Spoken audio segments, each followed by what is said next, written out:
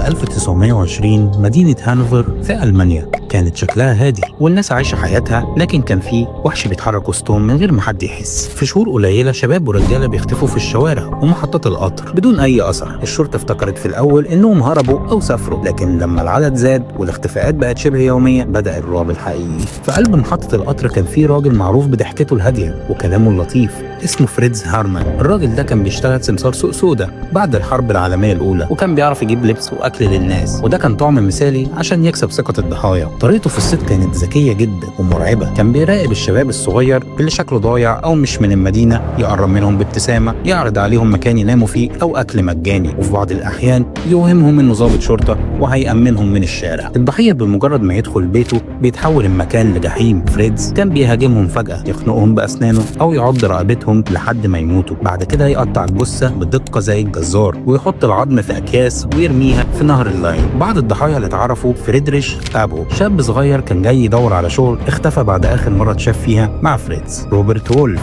مراهق عمره 14 سنة كان بيبيع جرايد في المحطة. هيرمان وولف، شاب كان راجع من زيارة لأهله واختفى في نفس الليلة اللي قابل فيها فريدز. الإشاعات وقتها كانت مرعبة، ناس قالت إن فريدز كان بيبيع لحوم الضحايا في السوق على إنها لحمة عادية، وفي اللي أقسم إنه اشترى منه لحمة شكلها غريب، لكن الشرطة ما قدرتش تثبت التهمة رسميا. لسنين فريدز كان بعيد عن الشبهات لأنه كان بيشتغل كمرشد سري للشرطة بيدلهم على المجرمين. في 1924 كل حاجة انهارت، الشرطة لقت جماجم وعظام كتير في النهر، والتحقيقات كلها قالت إن ده فريدز. لما قبضوا عليه اعترف بقتل أكتر من 24 شخص، لكن بعض المؤرخين بيقولوا العدد الحقيقي ممكن يوصل ل 40. الحكم كان واضح، الإعدام بالمقصلة. وفي نفس السنة تنفذ الحكم وسط صدمة ورعب الناس. جزار هانوفر أو مصاص دماء هانوفر اسم محفور في التاريخ، وقصته بتفضل تذكرة مخيفة إن أحيانا الوحوش الحقيقية بتكون وسطنا. أنا فارس سيد، وعملت الحلقة دي ذكاء اصطناعي عشان مكسل أصور.